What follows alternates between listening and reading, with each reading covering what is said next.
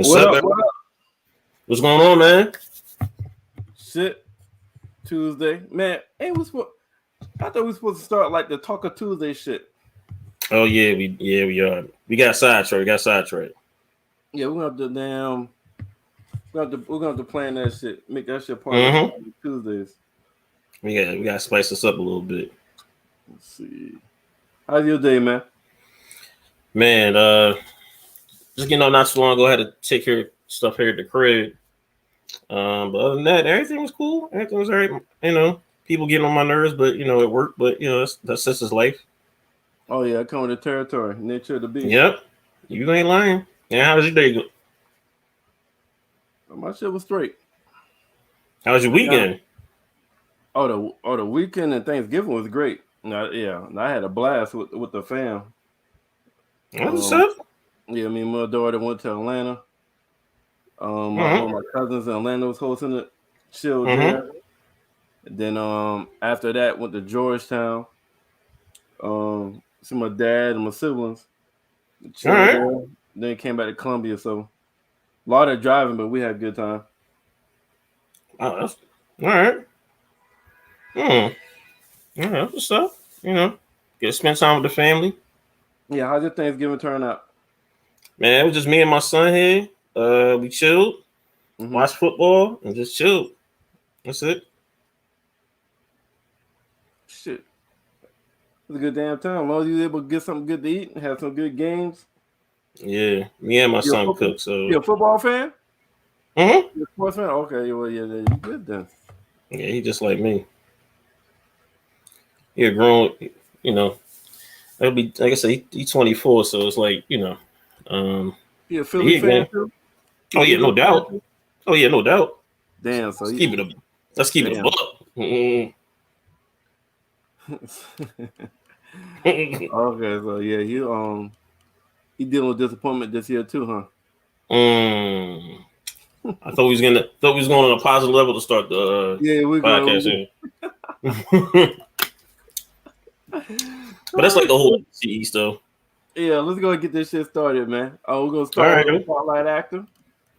All right.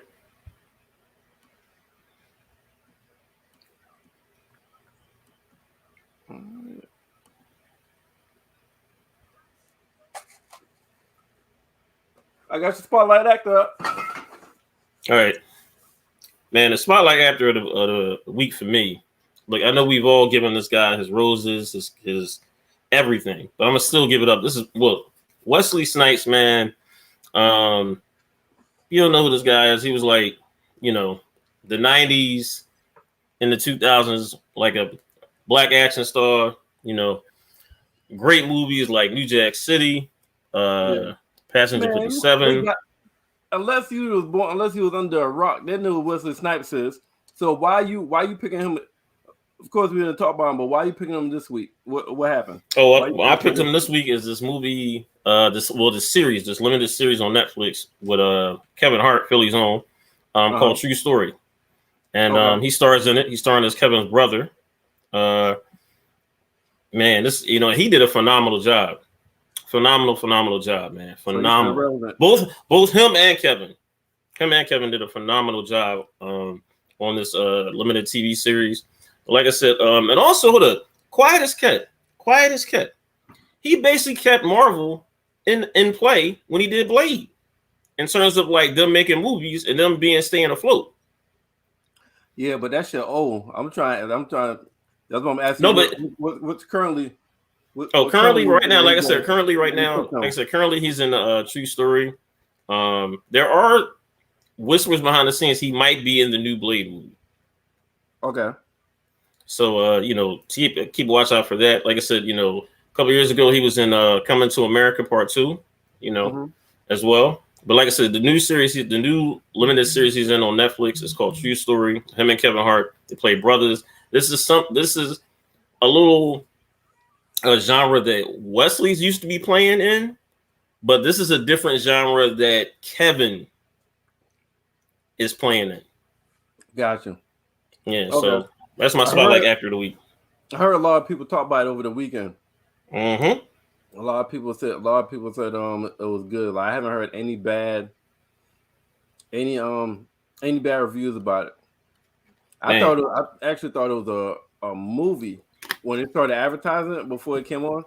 I thought I it was a thought so movie. I too. didn't know it was gonna be a series. Mm-hmm. So I have to binge that sometime this week. You will not be disappointed. I think also. Well, no, we'll get to that. We'll get to that. All right. So my spotlight actor / producer, does a lot of shit. He participates in his own movies. I'm going Spike Lee, man. Great choice. And that's more of this. I mean, of course, he's still staying relevant. He's still producing movies, but I mean, this is going back to like school days and do the right thing. Oh, he just produced a movie. Damn, he just produced a movie last year. Oh, not the Five Bloods. Damn, I should know that. He produced it, but he helped get it on Skin, American Skin. I think it's called American Skin.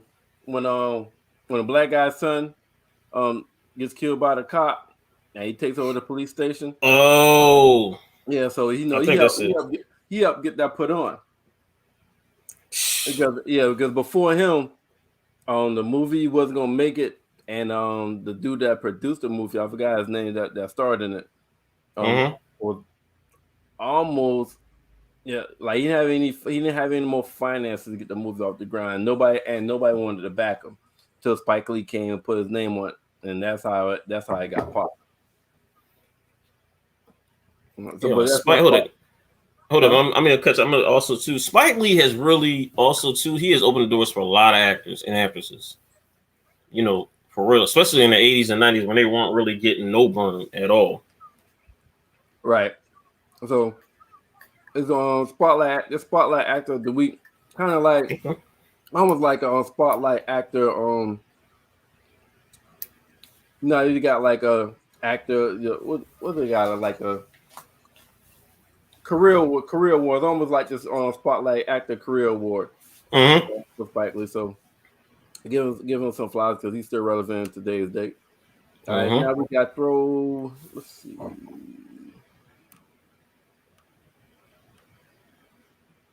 Now we got throwback movie. Oh, yeah. Your throwback movies right here. My throwback movie is King of New York. One of my, a very underrated classic here. It stars Christopher Walken as the lead character, Frank White. That's where Biggie got his moniker from. He's a drug kingpin that was released from prison, and he takes control of the criminal underground he left behind. But a lot of stuff goes sideways, and this is a very, very, very good movie. As you can see in this, like the person behind him is Teresa Randall stars in this, Lawrence Fishburne stars in this, David Caruso stars in this, Wesley Snipes, Giancarlo Esposito, he stars in this. A lot of who's who of actors. If you really watch this movie, it's a lot of like they were in small roles, but they end up becoming bigger stars in this movie too. Like I said, this movie came out in 1990. It's on Plex. You can stream it on Plex and watch this this fantastic, phenomenal crime masterpiece. In my mistake, in my opinion, crime masterpiece right here. And also, I know I'm probably don't know this, but my little cousin, he starred in this movie. Word. As an extra, yep. As one of the kids, when he was playing the video game, my little cousin was in there. And I was like, oh wow, there you go, right up here on screen. So and like I said, you know how long ago that was. Like I said, again, that came out in 1990. This was a very, very good movie. I've never seen this movie. I've actually never seen this movie. You've never seen King of New York? Never seen King of New York. Well, this was good. This was good. I'll have to check it out. I always pass over it. I'll see it on one of the streaming apps like the Netflix or HBO Max or Mm-hmm. something, or Prime. I'll see it available, but always skip over it. Very, very good movie. And so my throwback movie of the week is Glory. And what made me think of Glory is because of our top five topic. Mm-hmm. That would made me think about Glory. It was basically during a time when they're fighting for the civil rights. Yep. They finally got like black soldiers. They're fighting for freedom and stuff like that. Denzel did a good job in here. Morgan Freeman did a good job in here. Really, a really good war movie. If you're looking for a war movie, this would be a good one to check out. Some good acting, some good actors, good war scenes, good battle scenes. So this is my throwback movie is Glory. All right, so now I haven't. You know what's crazy? I have not seen that in its entirety. Oh, word. You Mm-hmm. ever been like seen on HBO passing through that you probably watch it from like halfway to the end kind of thing? Mm-hmm. Like I'll Gotcha. watch it. Like I probably watched like bits and I never watched it all together. Okay. All right, let's see what we got now. Let's see, date night movie of the week selection for y'all to look at. Mm-hmm. And your date night movie also had what made me choose my spotlight actor. Okay. Well, Mo Better Blues. This stars Denzel Washington. Again, this is a Spike Lee joint. Basically, Denzel plays as a jazz trumpeter who makes questionable decisions in his professional and romantic life. It's streaming right now on Tubi, Tubi. The cast, like I said, Denzel, Spike Lee stars in it as usual. Wesley Snipes, Giancarlo Esposito, Robin Harris, Bill Nunn. I remember that. John Turturro, Cindy Williams, Nicholas Turturro, Samuel L. Jackson, who man, look, stars in everything. But this is a very, very, I like it because this is, like I said, it's like a 90, was it? Making sure? Yeah, 1990 just came out. And I found this is a fascinating romantic film we'll have because you have a lot of the romantic type of situation. Then you have the questionable, like I said, he has a questionable decision making in this. But this is a fantastic film by Spike Lee. You know, again, like I said, the actors, like I said, I just named off. Like I said, they got a lot of these people got their starts in Spike Lee movies. This is another one of his great. Like I said, this is another. Like I said, a nice little romantic, movie. What have you? A lot of twists and turns in this movie. Very romantic, and like I said, Denzel, he's put in that spotlight too in terms of being like in a romantic type movie. So this is right up his alley too. You know what? I've only watched the movie once, and I wasn't a fan of the movie, so I never watched it again. I was not. I watched it one time, and then I watched it, and I was like, "All right, okay, all right, I like it." I'm gonna have to check it out again. I'm gonna check it out again.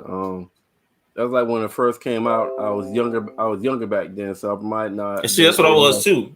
Might not be old enough to appreciate it. But yeah, when I first saw it, I was like, I had no desire to see it again. So my date night movie is How Stella Got a Groove Back. Oh, good choice. Basically, Stella's like 40 years old, and she decides to go to Jamaica. Ends up running into like a 20-year-old that's half her age, and they have a little fling in Jamaica. The next thing you know, his ass is back in America with her. So it's called How Stella Got a Groove Back, because she find a young guy have her age and becomes romantically involved with him. So, and her name is Stella, and that's how Stella got a groove back. So, good romance comedy. For y'all cougars out there, that was inspiration. Y'all go check out Stella got a groove back in case you're looking to snatch up a youngin. Right. All right. And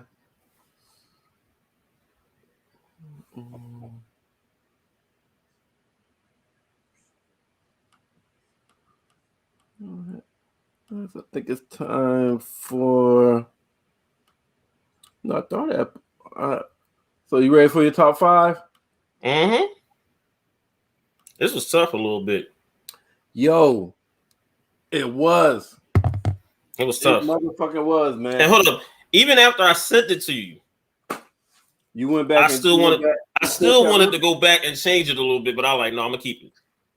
I'm gonna keep it. All right. So now it's time for our top 5. Mm-hmm. And our top 5 category this week is top 5 movie TV battles in the history. Top 5, whether it could come from movies or it could come from TV shows.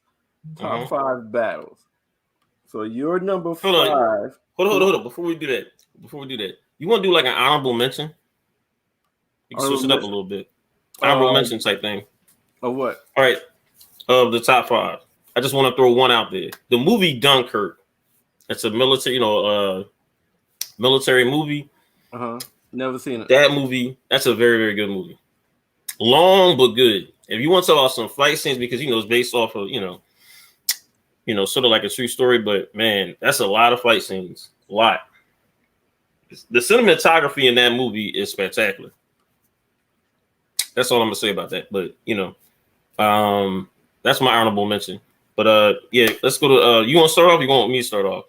You can start off. I can see if that 5th movie, your 5th scene, I was not able to. Oh, that's cool. You can just pull the name of the series up. Yeah. So your top 5, your number 5, you got Siege of Paris. Yeah, Vikings. The Vikings. Is that now, the look, Vikings TV show? Yeah, the Vikings TV show. Have you seen that? Have somebody tell me, but I haven't seen it. Oh, Merv. But what about this thing? All right. Well, they're trying to basically go over. They're basically the lead character. He's trying to basically now take over Paris. He's basically had nothing but conquest after conquest after conquest of basically overtaking a lot of different stuff. Thing. He went from, like I said, the main character. He went from a modest farmer, what have you, and now he's trying to take over Paris. And this ended up being his greatest defeat, period, because they end up kicking his ass from left to right. People, you want to talk about a complete totalitarian whipping.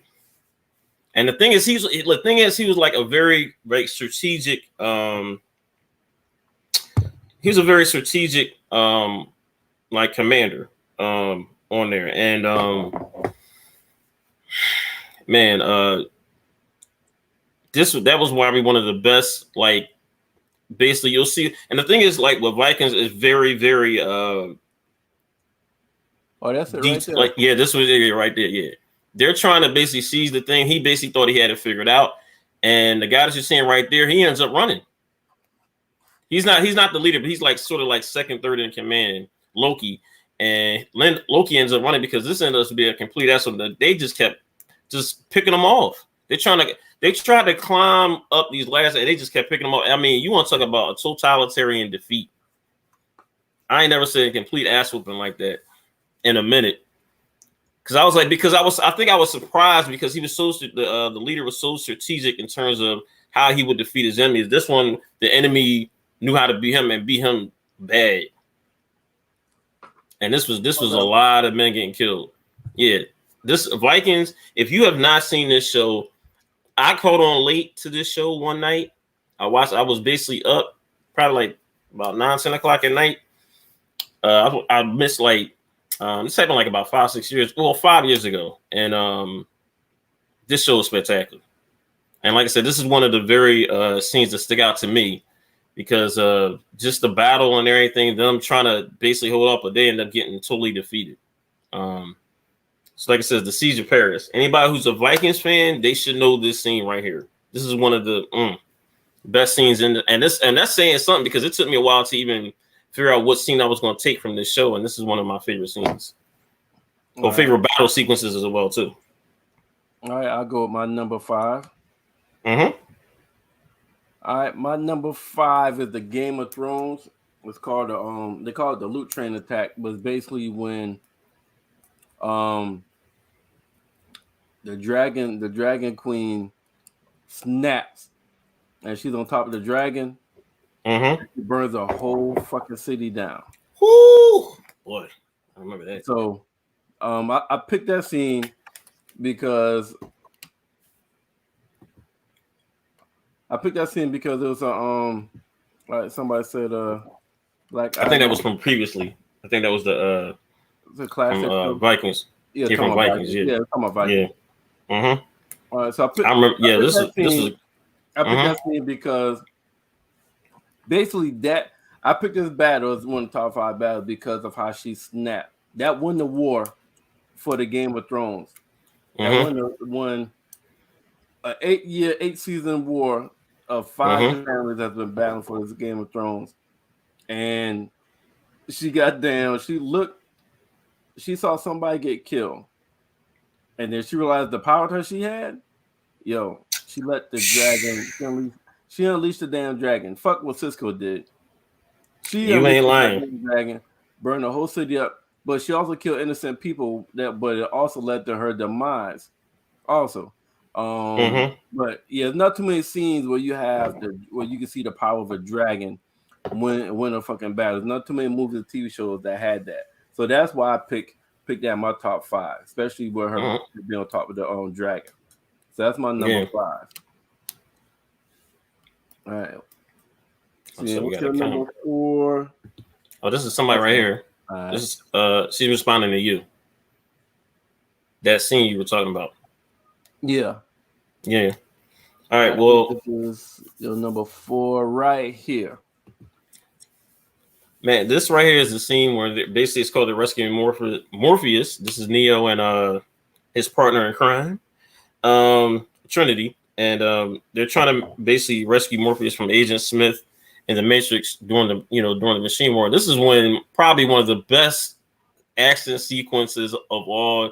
They came strapped, basically inside the jackets, and it was just a complete shootout in this little area. I ain't gonna say little, but and it's just the two of them against a bunch of people, just a complete shootout. And like I said, just basically the visual of this scene or what have you, well, this entire scene or what have you, them basically trying to try to break Morpheus out, them basically pulling every type of, it seemed like every type of gun you can think about. And this was spectacular. This was something. That's why I said the Matrix basically changed how movies were made. And this is one of the reasons, this scene is, one of the reasons, one of the, scenes that really stick out from this movie. And I always love this scene when it comes on too. Such, just both of them badasses. And like I said, them going through Agent Smith and them just the material, you see the gun, you see the bullets just dropping in slow motion. And just like I said, just that whole scene, just straight, man.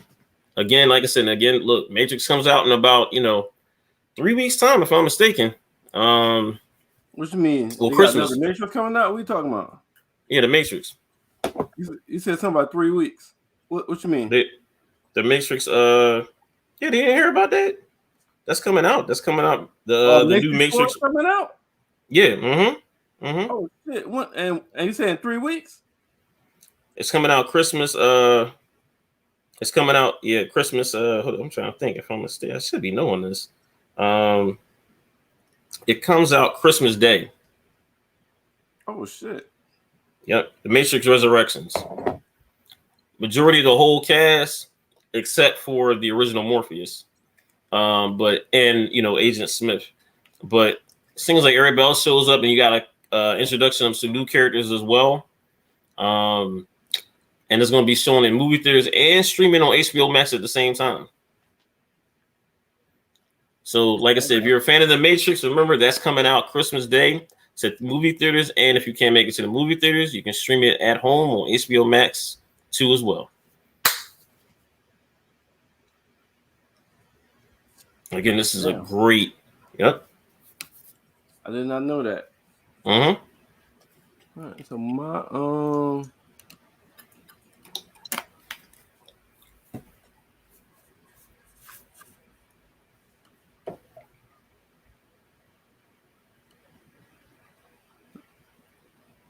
And I'm going to watch that later on tonight. what? Matrix.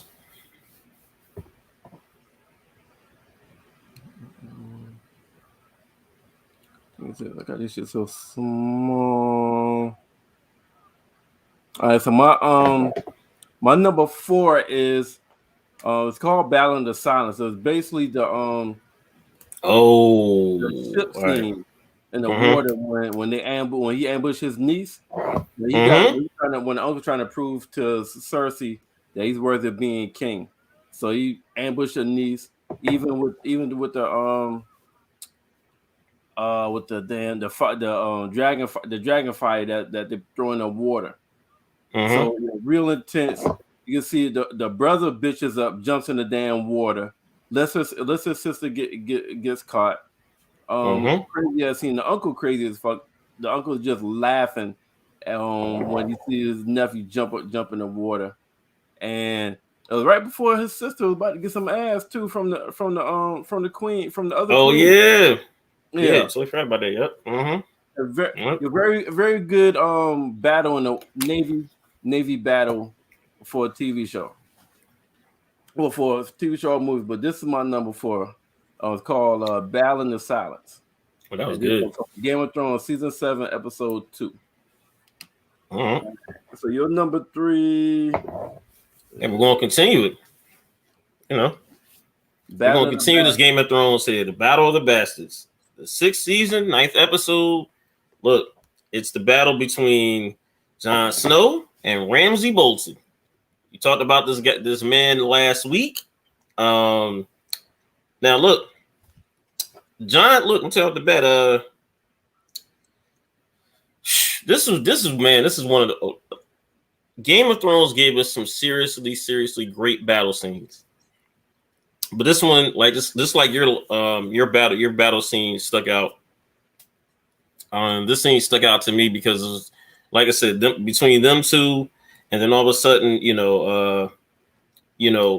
with Jon Snow needing help from from Sansa and from everybody else basically trying to help him, basically defeat this guy. This was a great battle. This is one of the best sequences we have. You saw Jon Snow just was like, look, in just straight effort mode. For real. In straight effort mode. Which he had to be. Look, as you said last week, Merv, this boy right here, Ramsay Bolton, this boy did not care.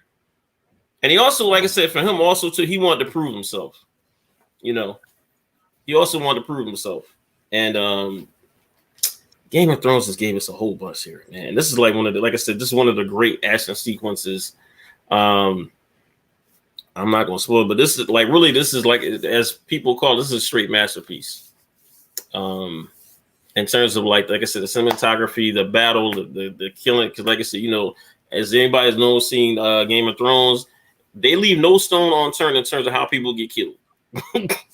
Right. And this is one of the best, I want to say this is one of the best episodes of the Game of Thrones era.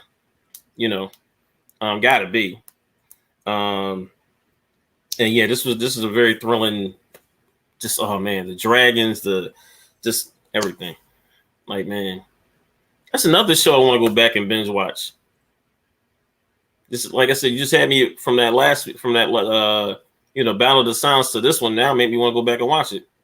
But like I said, Game of Thrones, I had to go with like number 3.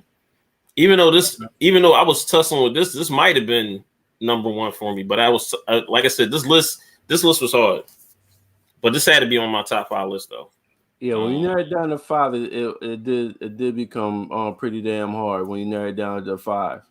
Because especially being TV and movies together too, that's tough. But like I said, Game of Thrones, yeah, this is a great look. again, this is if you want to go basically just see this episode, it's the 9th episode of the 6th season. Be prepared, just strap in, whatever you want to do, sit down there, watch that. All right, and I think this is my number 3 right here. Mm-hmm. Yep. So my number 3 is The Lord of the Rings, The Two Towers.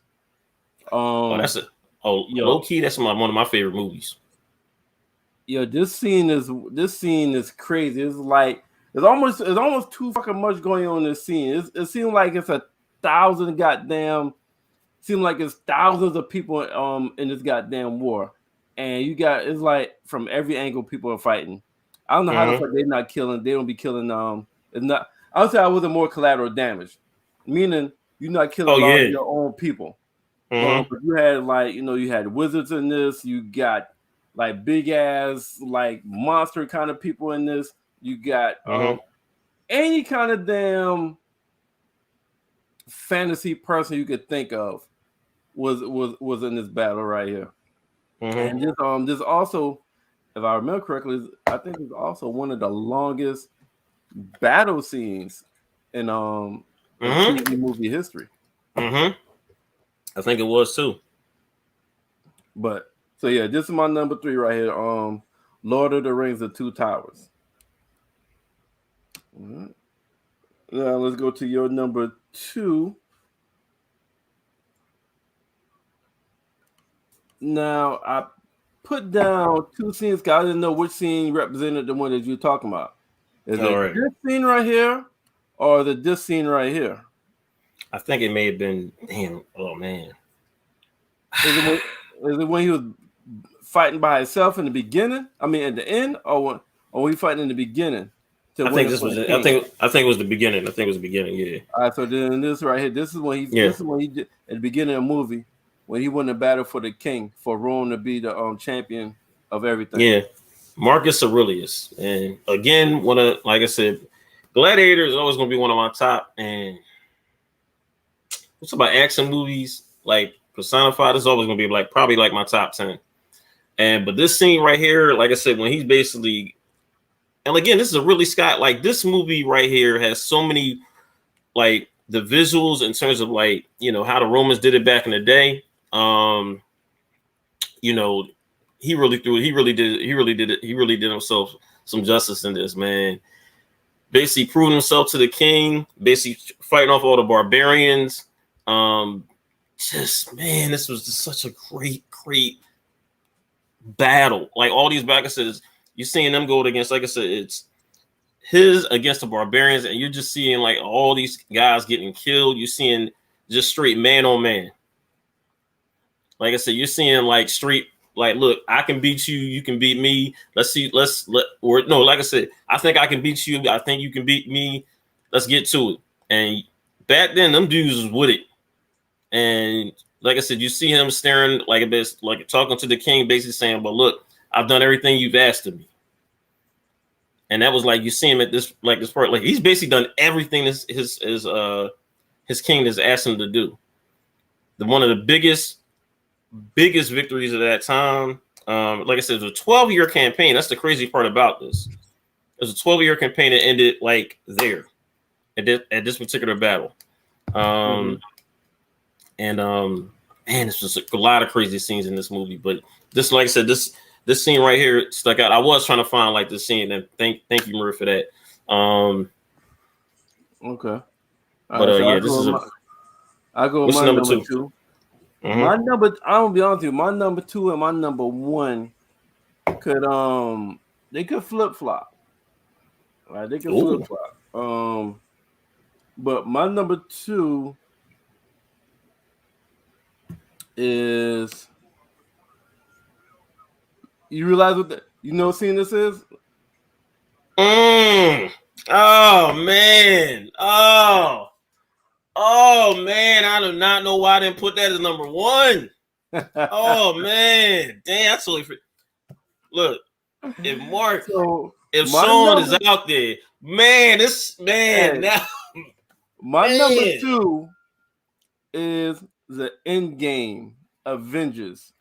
That battle when like yo, Damn. when you thinking like a masterpiece, a masterpiece, a fuck man. Go ahead, Merv. I'm sorry. Everybody appear all of a fucking sudden, right before Thanos was about to goddamn kill Captain America, and then first the Black Panther showed up, and then everybody, then all the portals just started opening. The Ant-Man came as his gigantic self, yo, and after that, yo, that shit was on. After that, that shit was on, man. The Avengers Endgame battle. That's what makes the damn movie. That makes the whole goddamn movie. You watch that whole movie just to get to the end, because from the beginning to that part, is I think just like a right above average. It's not anything to really gloat about. But when you see that fucking end, that battle, you're like, God damn, they did that. A chef's kiss with that. Yeah. Yeah. You know what? I was surprised that was on your shit. Man. I was surprised that was on your shit. Can I switch it? But no, like that, man. I totally forgot about that, man. And I shouldn't either. That was probably, man. I remember going to the movie theater, standing in applause when that came on. Man. Now I can see why that flip flop between. I can't wait to see what your number one is going to be, but that really could have been number one and just been a walk off. Yeah. So here's your number one right here. Oh, I love the shit out of this movie. 300. Yep. 300 is the battle, the very last battle between 300, Spartans against like quote unquote a million or so soldiers. And the fight sequence them dudes basically didn't stand, try to hold their own. Gotta get up because they knew what they were in for. That's what I liked about like right before that scene. And they basically knew they were going there really to like, look, this is going to be our last battle regardless, or we're going to basically die trying. And the classic fighting between, them not really giving up against, like I said, like quote unquote, well, they were trying to portray like it's like a million, of the Persian army. And the fight sequences of this, you saw the little small army basically look like they were about to, looks like they were about to like basically do the unthinkable. Then no, the numbers game. But like I said, the cinematography in this, and the special effects in this battle, spectacular. Another one, like another movie that I saw when I first came out, and I was just like, wow, just wow. Like the special effects and everything. I always loved that fight sequence because you saw like a army who knew they were going into like to die, and they just still didn't care. They still was like, look, we're going to show these guys what we're made of, and basically based off of that, the people back home heard about their pleas, that particular battle, and they came up there and rose against the Persian army. But that particular, that fight sequence, one of the best, and just one of the best. Just man, just one of the best, and like I said, the main charge of it, Leonidas, I hope I'm saying that name right. This made him a star. Gerard Butler, made him a star. Just some of the crazy, like I said, just like Black Ivy said, this is one of the craziest effects you'll ever see, man. Great movie. I think this is Zack Snyder. Zack Snyder did this movie. That sounds about right. Yeah, and this is like one of my all-time favorite scenes where even though it was like, you kind of like you saw the numbers, but they still fought valiantly. And I love the special effects in this movie. They wasn't afraid to die. And it was like, nope. Yo, we're gonna test this God King. You're gonna have to see me. Exactly. Hold on, exactly. Yo. They bailed it. They threw the first little Savolt or whatever little thing at the very beginning of the movie. When Gerard Butler was just like, look, get out of here. Put that dude right in that pit. Was like, I'm not bending the knee to nobody. So let me give you my number one. I can't wait to see what your number one gonna be. Same now scene? Huh? Same scene? No, hell no. I ain't nah. So you probably gonna, when you see my number one, you probably be like, why did you pick that over your number two? But before I put it up, I'm gonna tell you why I picked it. All right.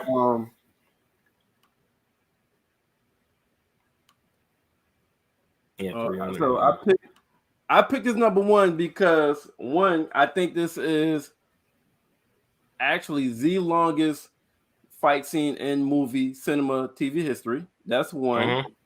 And two, this is one of the battles in movies or TV history that I really honestly did not know who the fuck was gonna be victory.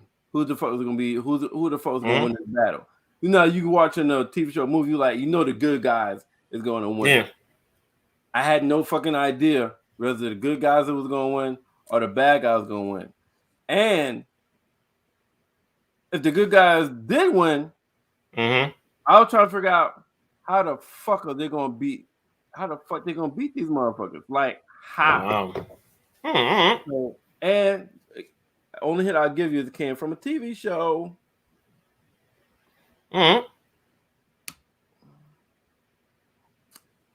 Oh shit! Yeah.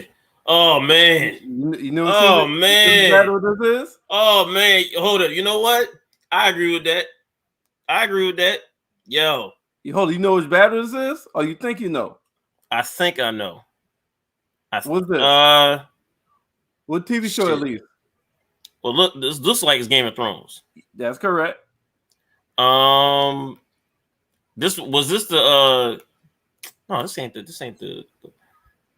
man, what is this? Hold up. This is the battle. This is the battle of the Night King. This is when they battled the Night King. All right, that's what. All right. That night, hold up. You know what? I'm gonna wholeheartedly agree with you. Merv. Oh, word? I'm agree with you wholeheartedly. Wanna know why? Because I agree wholeheartedly with the number one selection and what you said. The first time that I remember preparing for this battle, right? Well, not preparing, but like I said, you know, we all knew this was about to be the battle that night, that Sunday night.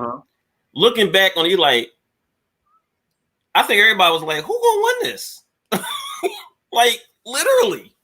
I did not, like, this is the first time I ever, like, just like you said, you know, good guy, they always say the good guys usually win, but, like, this is the first time I'm going like, yo, he might do it. Like, and hold on, not might do it just by the skin of his teeth, but might just kill everybody. And leave just a few people, not kill everybody, but leave like 2 or 3, and that's it. This was, man, yo, the Night King, man, look. I agree with that selection. I agree. I you know what? I agree. That's a very good, nice number one selection. Oh, appreciate it. But yeah, very good night. That was a man. If y'all have never seen this, the Battle of the Night, man, y'all, this was great selection, Merv. So yeah, that's my And you saw that, and we hold up. I'm gonna cut you over. And as y'all saw, Game of Thrones is basically named a lot in the top 5 here, and rightfully it should. Yeah, it seemed like I got about four out the. It seemed like I got 4 of the 10 that we selected. It seemed like 4 of them from Game of Thrones. Yep. Man, that was a great damn. Man, you know what? Damn, that was a great scene, though. Yeah, and then when Arya jumped out of nowhere, like I was like, how the fuck they gonna kill a Night King? Like how? Who the hell's gonna get close to him? Yo, I mean, and she came out of nowhere. Hold up. That was the first time looking. I was like, yo, he really about to go. Before she came, I was like, oh, this is it. I don't know how they're going, you know. And she came out of nowhere. I thought they was gonna die. I didn't think it was gonna be the Night King. All right. So let's get to our main event topic, the recap of Power Book Ghost, Season 2, Episode 2, Right here. Power Book 2, Ghost, Season 2, Episode 2 recap. Selfless acts. Selfless acts. So before we deep dive into it, what did you think about it in general? No detail, just what you thought about in general. Now hold up. Remember last week you just said, right?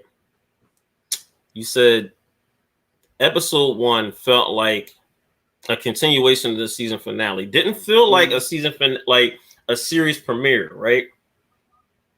A season of a season 2, whatever, right? This episode felt like a season premiere to me. Yeah. Because I'm looking like, oh, all right, okay. Like this felt like a season premiere. Because especially the end of the episode. We'll get to that later, but the end, I was like, oh. Yeah. I was like, oh. And if they would have had this is the season premiere of episode of season 2, yeah, I'd have been like, yeah, all right, I'm messing with this. All right. I agree with you. This one definitely seemed like a new season. Because last week seemed like just it was part 2 of the season finale. Yeah, it was a bridge. It was a bridge episode. The bridge. You know what? The last season to this, because people have good don't remember a lot of stuff for a long time. So it's almost like a recap of the whole season 1 to bring you up to speed. Now we brought you up to speed. All right, now let's get our hands dirty. Now let's talk about some new shit. Yep. So yeah. All right, so let's go ahead and start a deep dive. All right, so the beginning of it, Tariq has a nightmare and shit, and guess who pops up in the motherfucking nightmare? Yo, you know, 50 Cent ain't always gonna be making a fucking guest appearance, man. He's in always. Tariq got the phone, have a nightmare rather get rid of the trap phone. That he used to connect with his mom. And Ken like, you need to throw that bitch away. Ain't no need to be scared now. So what you thought of the opening scene? That was important because also went back to what I talked about. His ex girlfriend told him, Effie told him, right? She told him, like, Tariq, look, I'm a monster because of what I did to you. I knew as soon as I did that to you, I knew who I was. The thing is with you is you don't want to embrace that monster. You don't want to embrace that. And now I think just like you said last week, he's taking them steps right now to get to that point. This was a baby step. Letting go of him being the kid, him having that him having that little connection with his mom a little bit, him basically standing out on his own too, or what have you, right? This is step 1. And this is what this felt like. Kanan, that was crazy because I'm looking like, here go the 50 thing. Okay. All right, here's the 50 joint right here. Okay. But he was right though. Because I kept saying, I was like, yo, why you still got the phone, dude? I know, but like you said last week with his mom, but it's like, dog, you gotta let that go because if you keep on that phone, bad things gonna happen. Yeah, you already see the goddamn cop call your ass. What the fuck you still doing? Hold up. You know what was smart he did though? He put the phone, he threw the phone in a bonfire at the fraternity. Yeah. So just in case something happened, it's there. That's what's ping. You know what I'm saying? I just hope nobody saw that motherfucker toss the phone in there. I know. But I'm thinking he's smart because all these dudes are drunk and all these women, you know, everybody out there is drunk. But you see, Lauren was like, "What you doing here, Tariq? You don't normally come to these shit." Oh yeah. Oh, we're gonna get to that. So that was interesting. Hey, I know that motherfucker shit his pants when he got that knock on that fucking door. Whoo! And the cops. He got to get down to the station. Oh, yo, hold up. Stop right there, yo. As soon as they said, I said, oh boy, wait, they caught him? I like, yo, that's fast as fuck, right? I was like, they caught up with him already? I was like, come on now. Yeah, I just know he's about to. Yeah, I thought it was something. I thought it was something real serious until we get there just to find out. Goddamn, grandma drinking again. Yeah, drinking again. Yep. She drawn with that, man. I was like, but she is right, man. She lost a lot, yo. We gotta think about like these couple years. Like, yo, she lost a lot. She did, and she did make a good point. She was like, a lot. I've been through a lot. First, Raina, then your father, then my daughter. So I'm 62 years old. You got me trying to raise somebody that's like 9. It's like I'm 62. And he was like, she was like, y'all deserve a damn drink or two. I mean, you know, after she laid that shit out, like you saw Tariq. Hold up, but you saw Tariq was like, yeah, you right. You right. So, I mean, shit, I might have probably been drinking too. I was like, damn. Too. But they got a reality check when Sachs was like, yeah, we gotta take Raina, we gotta take Yasmin to the foster care. Yeah. So now that's wild, yo. Now Yasmin in the damn system now. Yep, and now he don't want that. Because hold up, now his timeline's going up. Like his timeline and what he got to do now has changed a little bit. Because now he can't really Tariq can't really think about himself right now. Right? Now he got to think about himself and his sister now.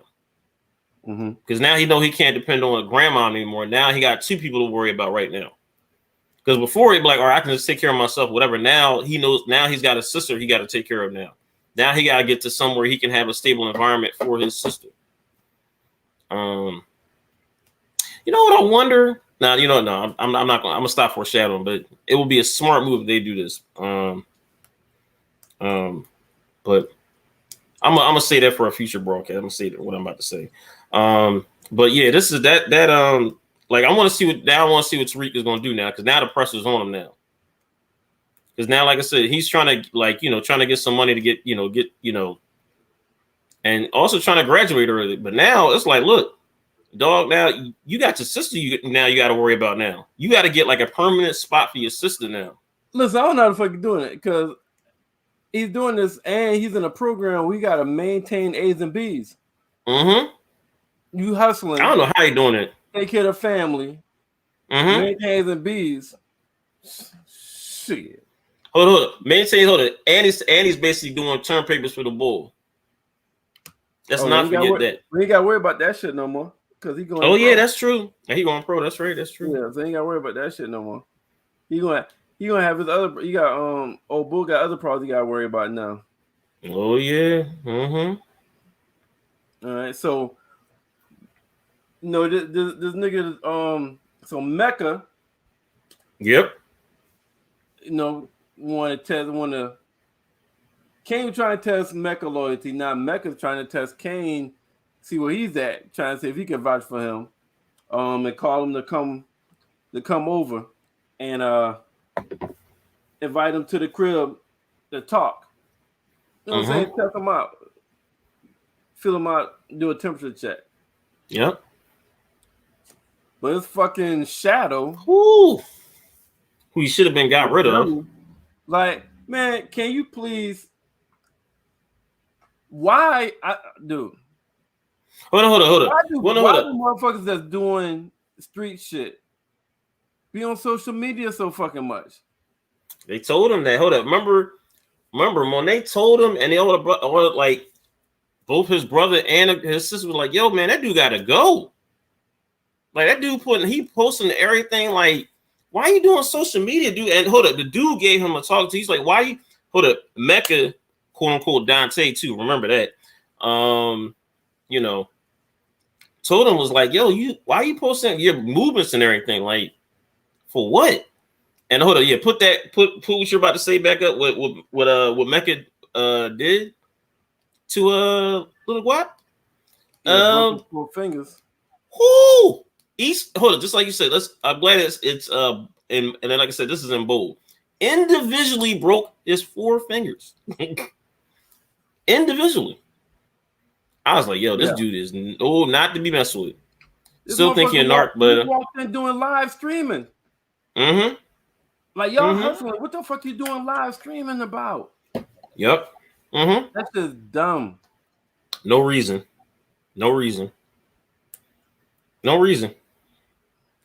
Yeah. So and he fucked. And we thought he fucked it up, but we'll get to that later. Yeah. Right. Mm-hmm. All right. So and now you remember before we was like the fact that they showed Congressman Tate so much in the first episode, he must be gonna have a lot. He gonna be a lot more involved with the season. Remember we talked about that? You was right, Merv. You was right. What happened? They done made him the new professor at fucking Stansfield by Simon Stern. And now he's gonna be working with Carrie. Now, and Simon Stern know how to what attracts people.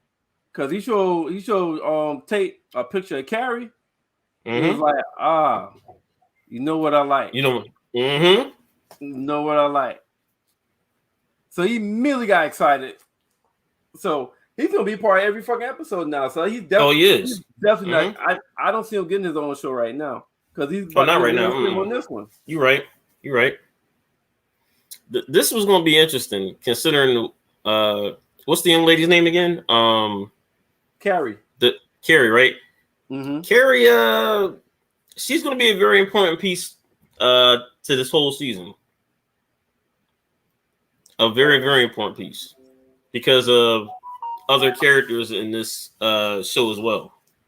We'll get to that. I don't know if we're going to get to that, but we'll get to that. All right. So let's talk about this supposed exit strategy that Monet has come up with.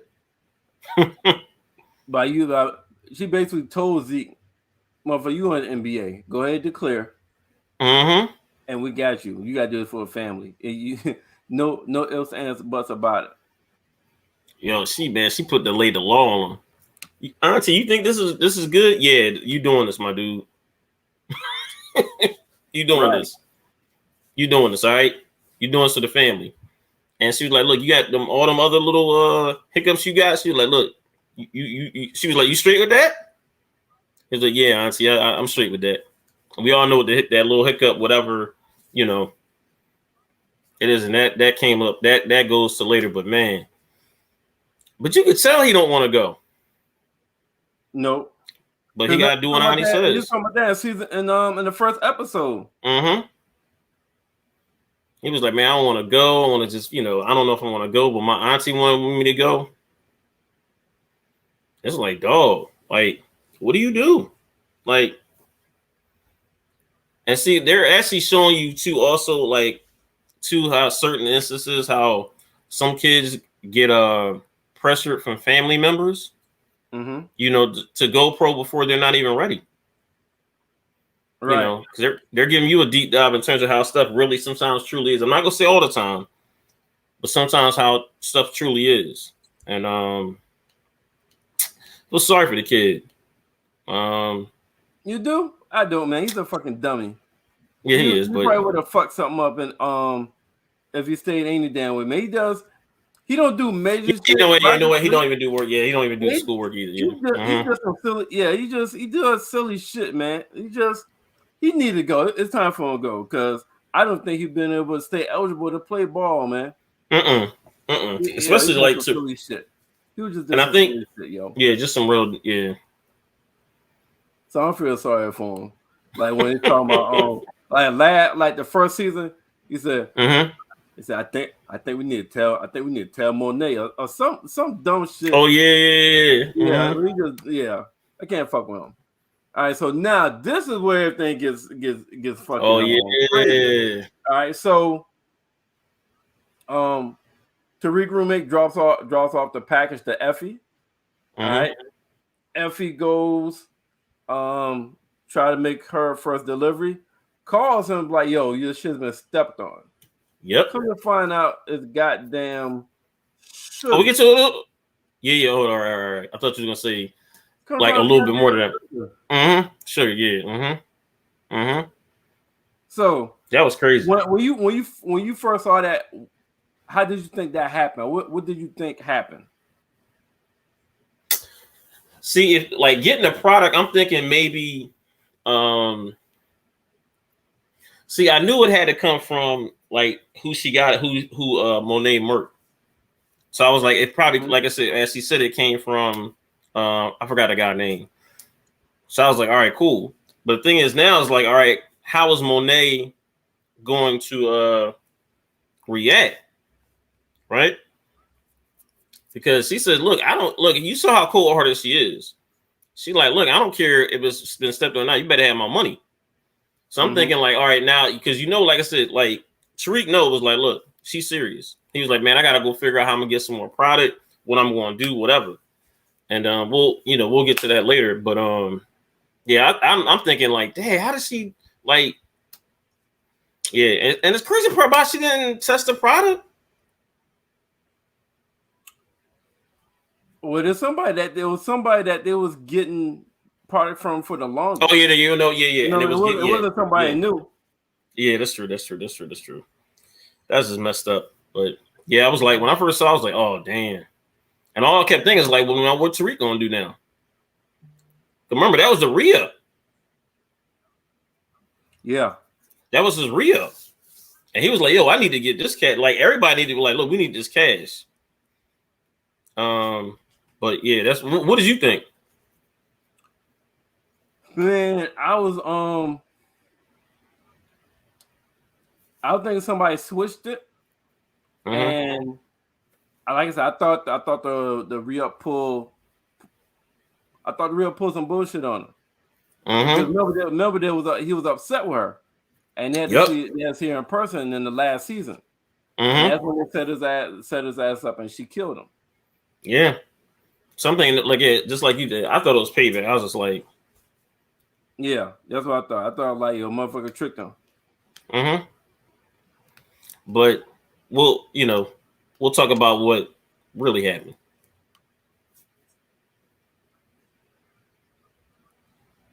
All right.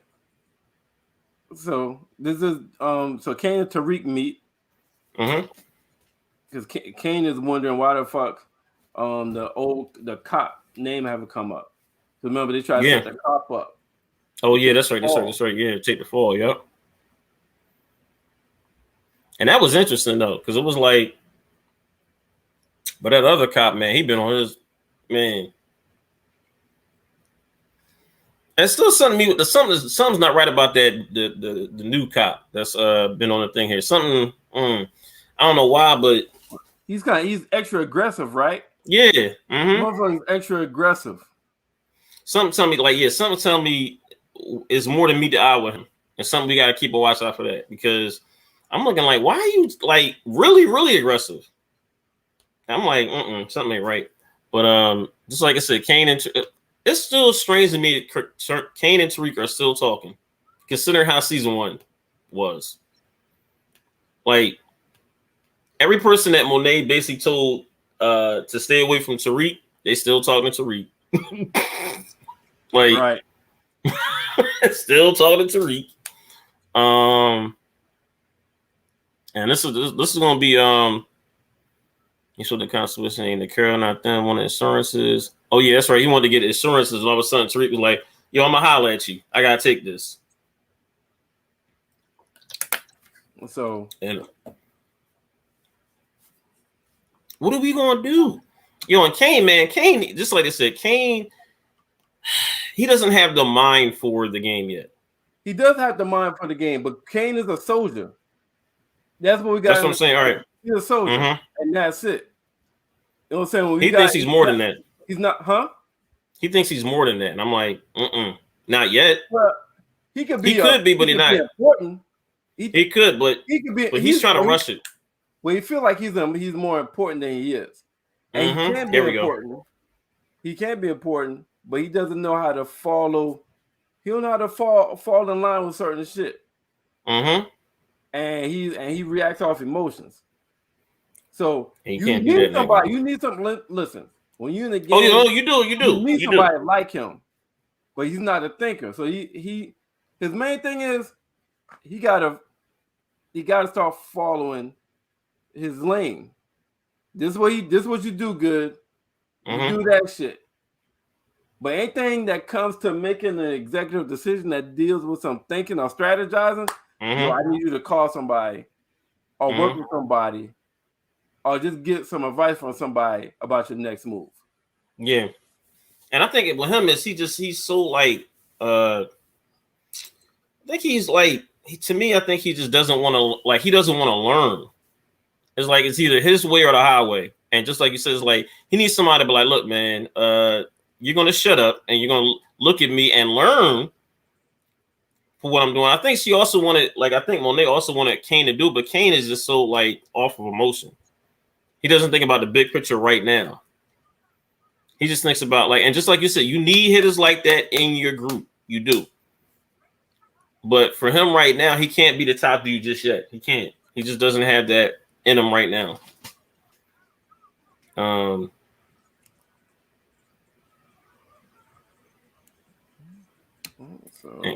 Kane, man, All right, so now let's talk about Sachs and Davis. Yeah, they are man. They're probably the best partnership. They're new partners now, huh? That's one of the best partnerships made out of this. It's like one hand washes the other. It was it's just like you said. There's some things he can do, and there's some things that I can do. And that partnership works. I like that though. No, but finish. Sorry about that, Merv. Sorry about that. Oh no, go ahead. Sexable. But it was just in regards to this too. He spoke with Davis about his findings regarding Tariq's involvement in Jabari Reynolds' murder investigation. Yeah, it was Dow's working in Davis' ears. Discussed the leak suspect with Kerry. Be the leak, and Tariq could have been suspicion come his way. Yep. It's like they basically, like I said, Davis knows that it's more money coming in if Tariq is some way, shape, or form involved in anything. And and it seemed like Sachs wants Tariq away from everything. Davis is like, nah, keep him because this is where the money's coming in. Well, their history is fucked up. You know what I mean? Yeah, it is. Tariq, don't forget, Tariq still got dirt on Sachs. Oh yeah, he do. Remember? So yeah, they just don't like each other. They don't feel comfortable around each other. But I tell you this: what do you think about this new partnership, though? You spoke on this some. You spoke on some just now, but them two can really fuck around, be dangerously powerful. Because Sachs don't know. Davis know. Davis don't know. Sachs know. The connection that Sachs don't have, Davis has. The connection Davis don't have, Sachs have. Davis got the police lawyer legal knowledge. Sachs got the private sneaky lawyer knowledge. So it's like those two together actually kind of goddamn. They kind of strong. I told you when I saw this, I was like, well, this is a great partnership. I want to see where this goes. Now, I could actually see them. There was a Facebook post saying which who can you see having their own show. It was Sachs niece. What's Tariq's roommate name? Braden. Yeah. Braden and He said Lala. I'm like, what the heck is Lala character doing? I'm like, ain't she dead? Yeah. It was Lala. But you know what I can see? I can see a Davis and Sachs spinoff. Yo. A Davis spinoff. Yo. Where they're defending hard ass any and everybody. Hard ass criminals. They're defending only hard ass criminals. It could be. You know what's crazy? Them off. You know, it could be a different criminal every season. That would be live. I like that. That would be something. Yeah. For 50 Cent, if you're watching, yes. Yo, Sachs and Davis gotta have their own spinoff after Power. That would be great. Goes off. That would be great. Defending criminals. Yep. Oh, in the that would be so interesting. in the power unit. In the power universe. Ooh, that's a great look. That's a look. Producer credit for Merv. Right, and then the first person they defending is fucking Tommy. Ooh. At the end of his series, he gets in trouble. Then at the end of Power Book 2, Davis and Sachs moves, and then end up in the same city defending Tommy. Yo, hey, that's a good one. You're welcome. Merv with the executive producer credit. Give him up. You heard it here first. Let's see. All right, so let me ask you this. When that fucking red car is blasting, Can You Stand the Rain? The second time, what the fuck are you thinking? I'm thinking like, first of all, I'm thinking like, all right, we see the same red car, and I'm thinking like it's got to be somebody from her past, because you see that red car, and it's not just the song. It's the like I said, the song she comes out, but then it's the red car, and I'm thinking, all right, it's got to be something with the car too, because I'm thinking, all right, when I'm seeing the car, I'm thinking maybe she's thinking about. I remember like she thought about her anniversary, right? And when her daughter brought it up, and when I thought, I was like, well, maybe she's thinking about that's her and her husband's song, but no, it wasn't. Right? She talking about our 22-year anniversary. She lied to her fucking daughter so motherfucking fast. Wait, I told you it's our 22-year anniversary. Yo, but hold up. You know what would be wild though? Hold up, and this is something. Imagine if now Kane is the oldest, right? Yeah. Imagine if that's really his son. Mm-hmm. And I can see that because remember, you didn't discuss last season with us, but we're talking about doing the first season of Power Book 2 is like, I don't think Lorenzo is Kane's father. Because the way he stumped him out. Like, why would you do that to your own son? I don't think that's his dad. I don't think that's his dad. And I can see this new nigga Mecca being his dad. And they have, similar, they look like brothers.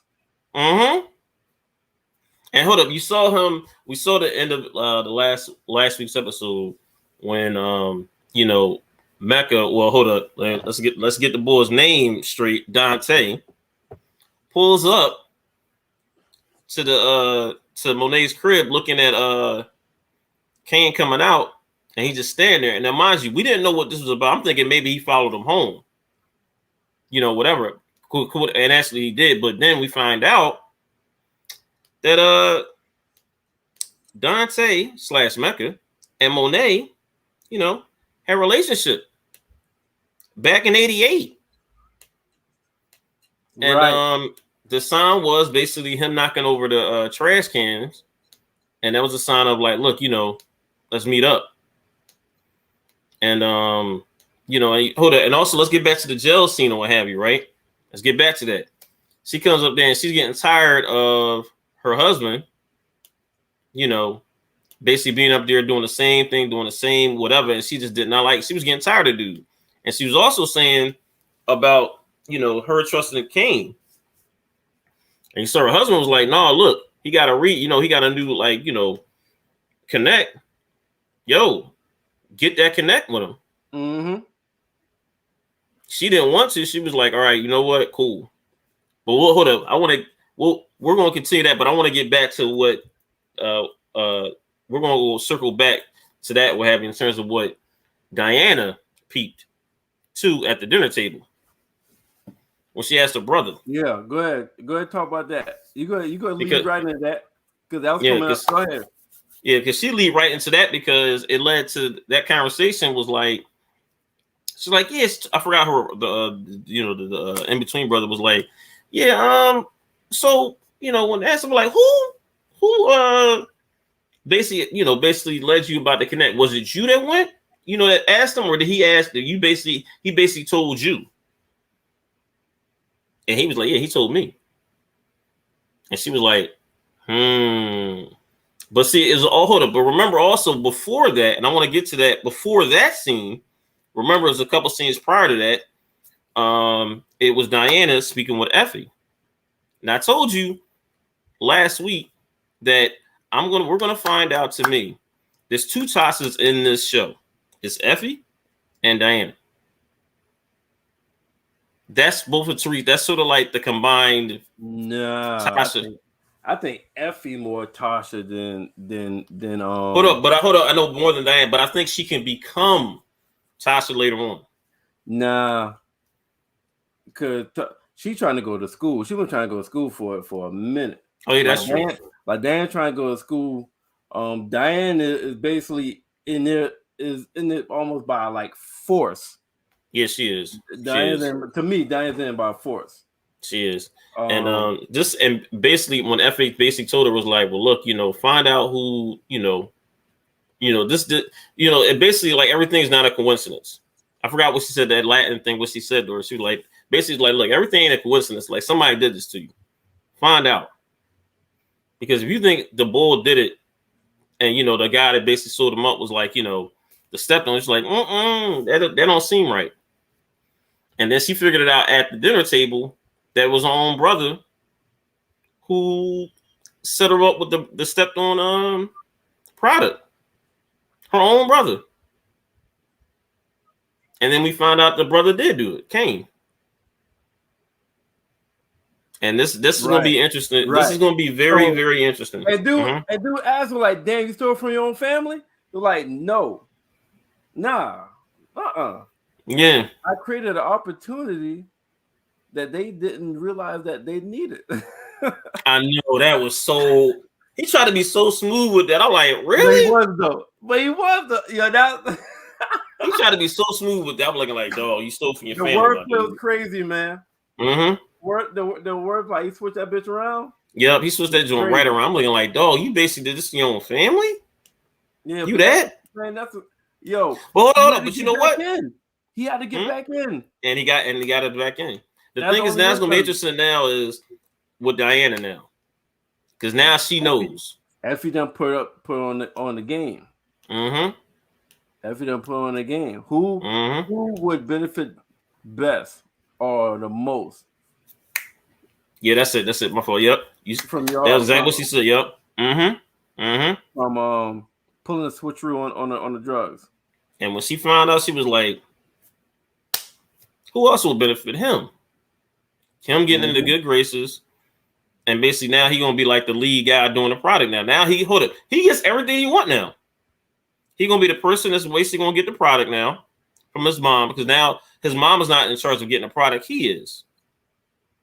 So basically, like, Ken got everything he wanted and then some. That's the wild part about this thing. He got everything he wanted. The thing he wanted from his mom is he got by doing this deal behind her back.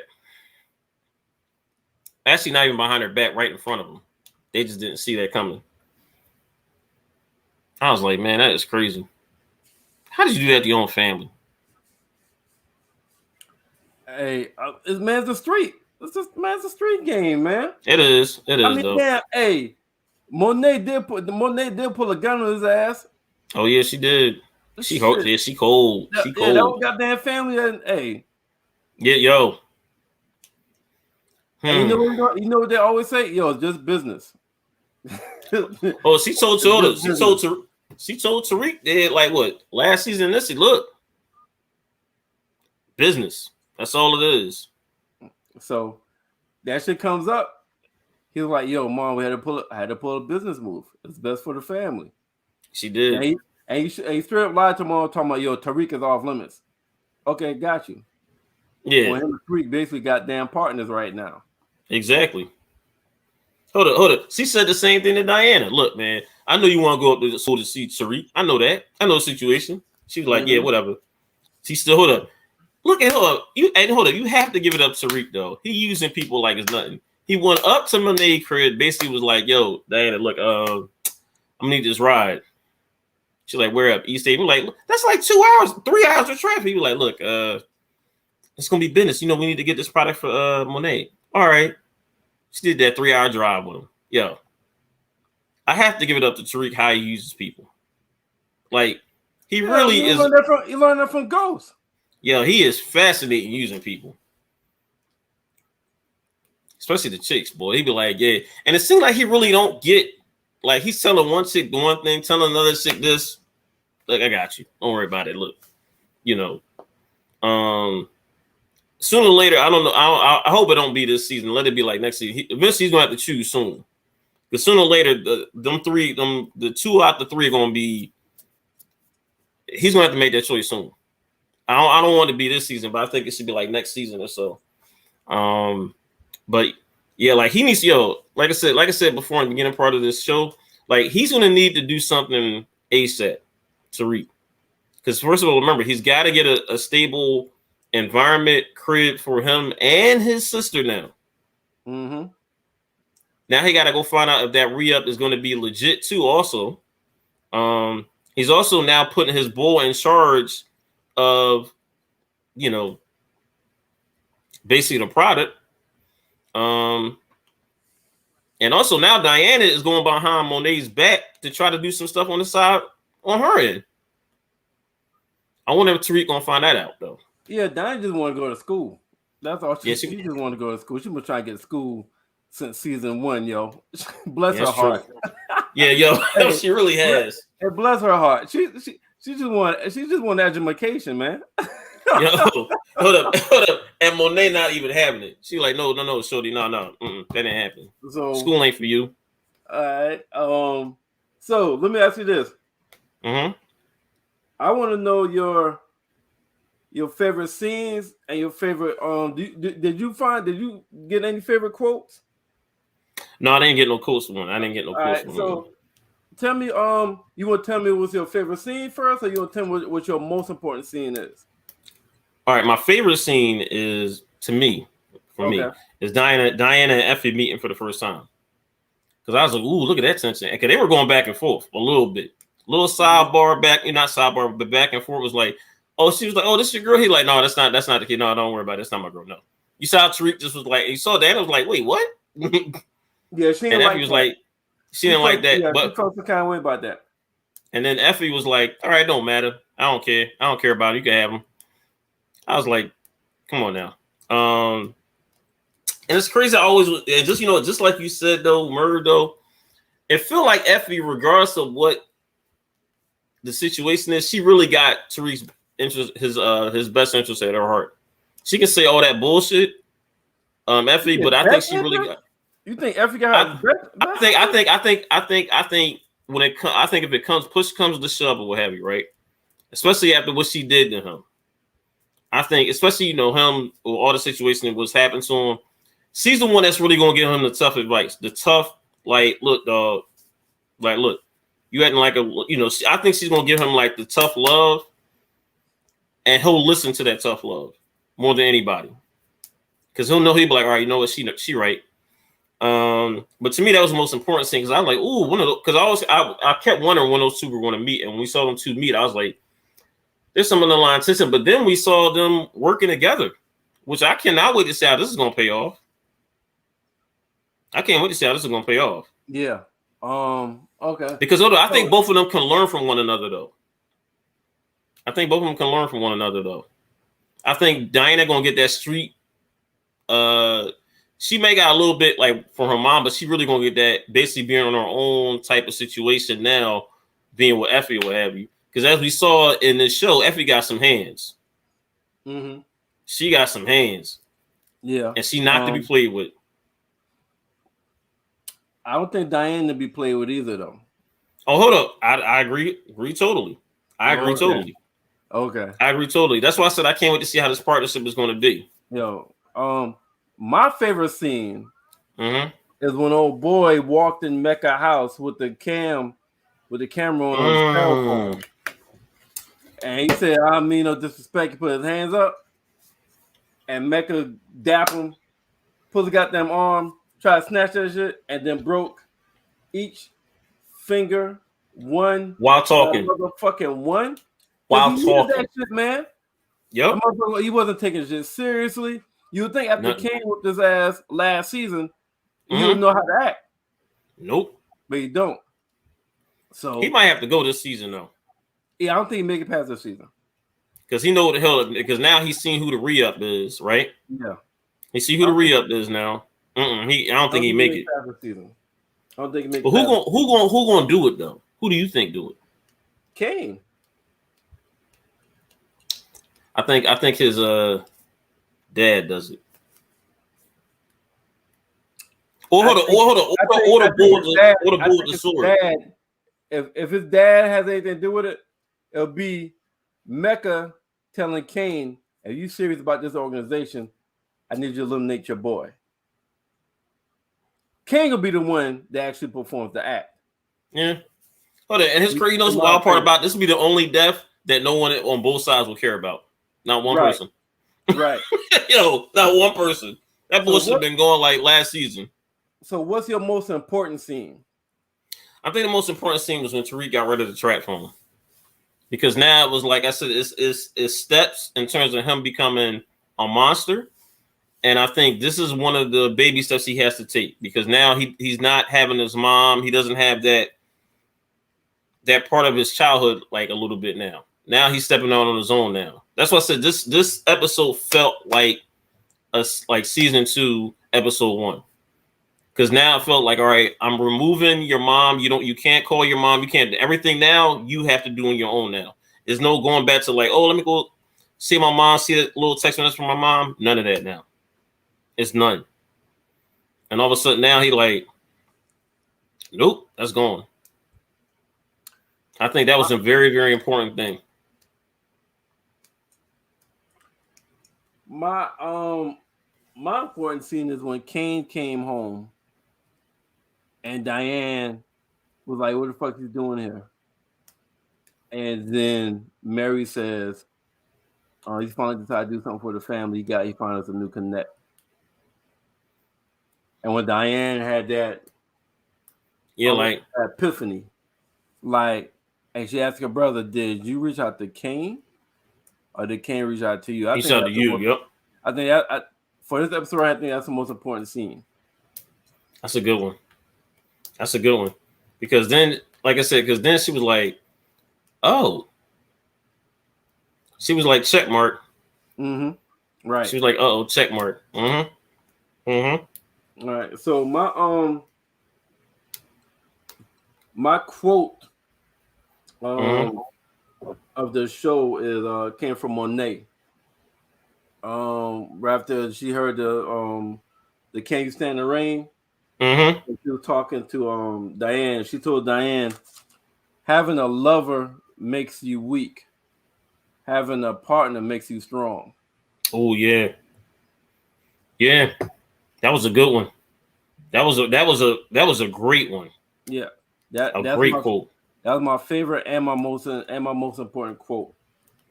See, and that's a life lesson, right? That's a life quote right there. Like, but also let me tell you the back. If they really can, like, if Monet was like a secondary character in this series, I would love to see her have her own. Like, I would have loved to see her have her own show. Period.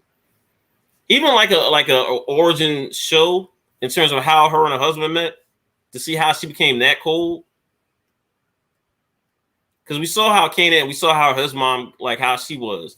I would love to see an origin show of Monet. I think that would be very interesting. Oh, what show of Monet? An origin show. Like, basically a prequel. Oh, like Raising Kanan. Yeah. Mm-hmm. Oh. I would love to see how she became like that. That would be interesting if you really think about it. She calculating, cold, and had to deal with 3 kids. Like, how was she before the 3 kids, and how did she meet her husband? And also now we've seen how she met Dante too. Yeah, Mecca, Dante, and now her husband too, because they're from 2 different, whatever. I don't know how long, the time frame there. Hold up. Mecca and Dante is the same person. Yeah, they're the same person. I'm talking about Mecca and Dante. Well, Mecca / Dante and her husband. His street name is Mecca. His street name is Mecca. Yeah. But when Monet ran up on was like Dante, like, oh, Dante. You got so I was like, you got government. I was like, oh, that's why. As soon as I heard that, I was like, so that's his little street, his government name. All right. So. And now we see his why he is doing the things he do now. Mm-hmm. Because this ain't just about getting in the drug game. I think as you said, Merv. Hold on, let me cut you off. As you said, Merv, what's the most important in this series? Most important thing the most powerful thing. Mm-hmm. Pussy. As soon as I saw it, I thought about you. I was like, that's the reason why he did it.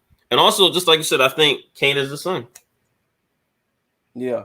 And I think that's why he gave Kanan another chance. Mm-hmm.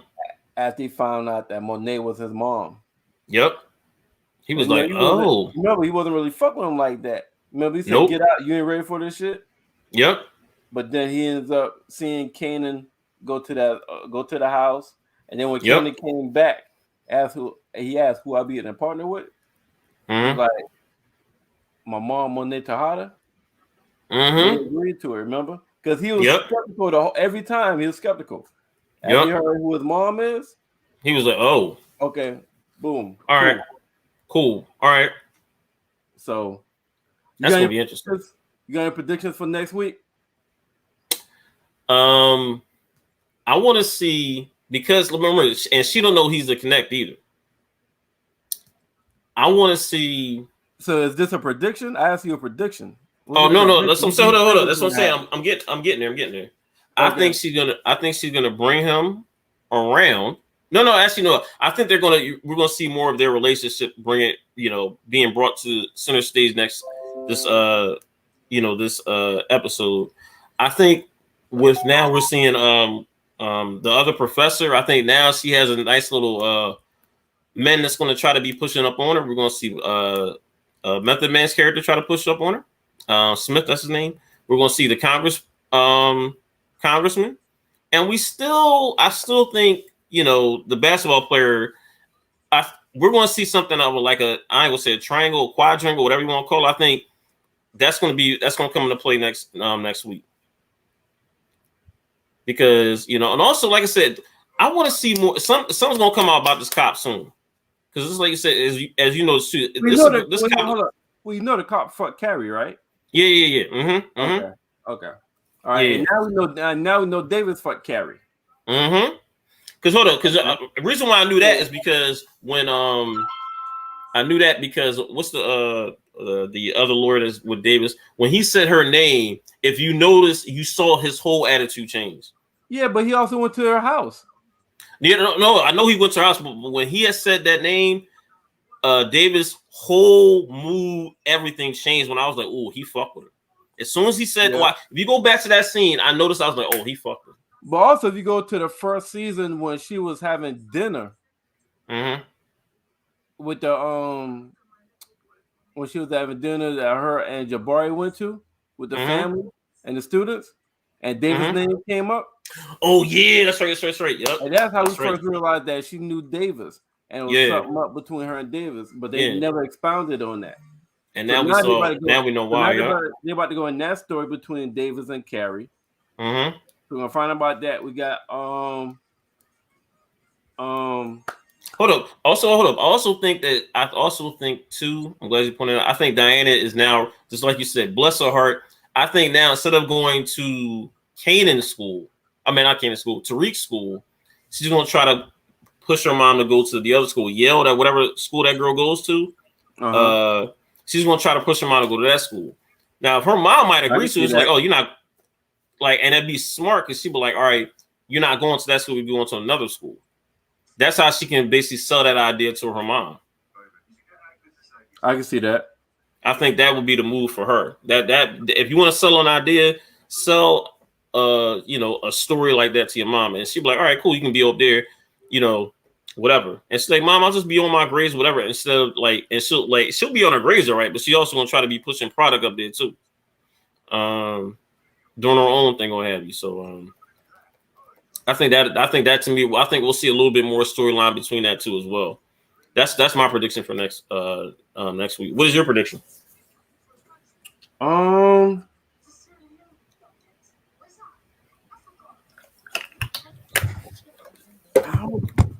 Nothing really stood out to me that would make me have a prediction for next week.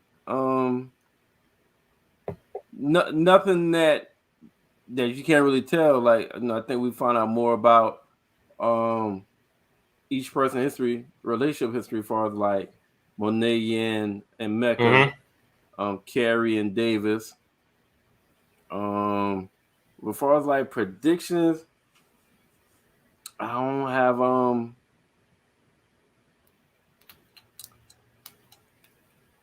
I think old boy that got his fingers broke, I think he dies within the next 2 episodes. I agree. I totally agree with that. I don't think it lasts long. It wouldn't surprise me if he gets killed next episode. Then Tariq and Tate about to be in partnership. So I don't have a prediction right now, man. There's nothing that I see. There's nothing that's coming as foreshadowing right now. All right. But I'm looking forward to it. I'm definitely looking forward to that. Especially the congressman. Because you remember, he still need to get that dirt from Tariq. Because Tariq was like, yeah, I know the family. Yeah, I know that family. Yeah, I got somebody that I hang with. So they're going to basically use one another, which is smart, you know. Tariq knows how to use this guy. I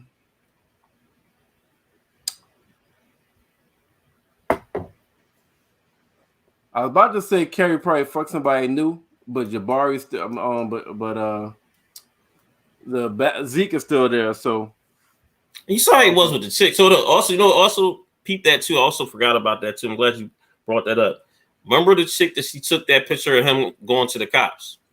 How that might fuck up his basketball thing. Because remember, she just saw him. She took a video. I don't know if she took a video or a picture of him basically getting escorted out the room, basically by the cop. So let's keep that in mind. Because I saw how her smile was after she took the picture. I was like, that's interesting. So let's keep that in mind. Yeah. So as all I got for the recap, man. I think we hit up all the bullet points. Yeah. Like I said, this episode felt like a season premiere. Yeah, it felt like it. It felt like season 2. Yeah. Last week felt like continuation of season 1. It felt like a recap show. That's what I said. A bridge. A bridge, yeah. A bridge from season 1 to season 2. So, all right. So if you ain't got nothing left, I'm gonna go ahead and wrap it up. Shout out to Stacks, Sean, Mark, Becca, Tina B, Mel. Everybody that's supporting the guys podcast, all of them. Yes. We got a show coming up tomorrow night. That is going to probably get a little chippy. I'm probably gonna piss some people off. Oh, it's a show. Oh, can't wait to see what the show is gonna be about. So everybody, listeners and viewers, tune in. Yes, tomorrow is gonna be chippy. It's basically why is the guy or the father always assumed wrong or never given the benefit of doubt in situations dealing with a relationship, dealing with the kid, dealing with the baby mother. The father is never given benefit of doubt, and it's always the father or the guy is wrong when it comes to situations. That's gonna be good. That's gonna be good. That's what we're gonna talk about tomorrow. Mile High Radio. Yes. Facebook Live, YouTube Live. Yep. Blackjack TV, Zingo TV, Channel 199, Channel 198, Blast Music, Troy, and everybody else that we've been working with behind the scenes, or behind the scenes Yes. sponsors and partners. So, Yes. Taison, if you ain't got nothing else, No. Look, hold up. I'm gonna always say this every week, but it's the truth. Thank you for our viewers or listeners. Y'all could be anywhere in the world, but y'all right here listening with us. Thank you as always, man. And like I said, look, thank you. all right. Well, we out. We out. See y'all next week. Tune in tomorrow's show.